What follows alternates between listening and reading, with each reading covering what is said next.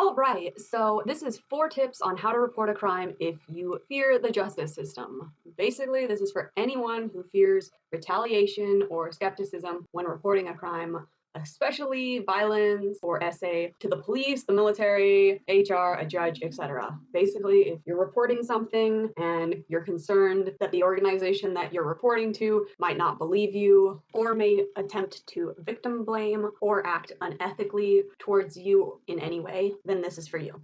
All right, who to report to. Before you report anything, consider who you want to report to. So some options are police, HR, a supervisor, a victim advocacy organization, victim service unit, or a crisis center or shelter. Ask yourself if the authority you're reporting to has a conflict of interest or a bad track record of fairly dealing with this type of report. So an example here would be, say, Sally wants to report that her fellow soldier essayed her. She knows that the military has ignored or punished victims in cases of SA in the past, and she decides to go to the local police instead. Which, heads up, if you're in the military, that is an option. I know they're changing around how you report things, but you can also report to the local police if that is more comfortable. All right, number 2, and this is a big one, bring a buddy. Reporting can sometimes leave you in a really vulnerable position, especially when you feel like you won't be believed or you think you might be ridiculed. Consider bringing a supportive friend or family member when you go to report. So let's say Matt is going to report a hate crime to the police. He believes that there is a chance that he will be harassed or ignored by the police. So Matt brings both his brother and a friend who can support him, act as witnesses against any police misconduct, and can substantiate his account of the events. Sometimes it's really hard to walk in and report something. So it really does help to bring someone along with you, someone who believes your side of the story, and it helps you not be so intimidated by whomever you are reporting to. And if things go south when you're reporting, maybe the people you're reporting to just do not care, they ignore you, they're supposed to help you, like HR or the sappers in the military, they're supposed to help you, and they ignore your claims. They don't care. They say you're not going to do anything, or worse, they say that you're at fault for what happened to you. Then you have someone with you that can, first of all, support you at this time, as well as bear witness to what the people you're reporting to said. They can say, yes, HR did in fact ignore this problem, or worse, victim blame. So number 3, press that record button. What you're going to want to do is try to get a video or an audio recording when you report. So when you're reporting a crime, you may be traumatized, flustered, or overwhelmed. It may be difficult for you to remember everything you're told during a report, and an audio or video recording can help you out later with that. If the organization you are reporting to does or says anything unlawful or unethical, you will have evidence to use against them. If you bring another person with you, like we talked about before, you can also have them record.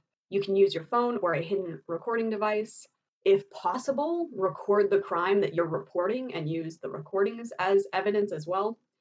You can also see if there's a camera anywhere near where the crime happened and ask the owner of the camera for the footage. Keep in mind the laws in your area regarding recording. In many areas, illegal activities caught on camera are free to use in court, meaning that even if it's not a public place, if you catch it on camera and it is a crime, you can still often use it in court.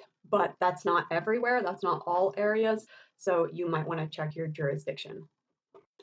All right, last one, lawyer up. So some things only get done with a lawyer. Consulting with an attorney before and or after you file a report can help you avoid difficult legal situations and give your case legal backing so that it actually has some power. And if the body you report to does not take your case seriously, ignores your case, or reprimands you for reporting, or otherwise handles the case improperly, it's time to seek legal help. The lawyer can discuss options for your unique situation and can tell you if any recordings you have of the initial incident or the reporting incident can be used in court. So as an example, after coming out as a man, Sam was verbally and physically assaulted multiple times at work. He was verbally assaulted again when submitting a complaint to HR. He recorded both incidents and now decides to get an attorney to protect himself, seek justice, and possibly receive compensation. So this was not an exhaustive list by any means, nor is it a step-by-step guide, but based on what my friends have been through, this information would have helped a lot of them prior to reporting their essay. So I just wanted to put this out there. A friend and I made this together, and my friend has posted it on Reddit. I'll give you the link so that you can print out the original flyer.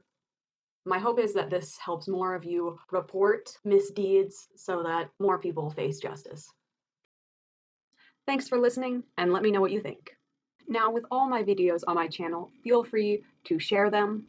You can put them on your own channel or make your own take on these designs. All I ask is that you add a link or so to my channel and or other videos, just so that as I make these videos, your audience can see the other options, the other videos, so they don't have to go around the internet trying to find the rest of this.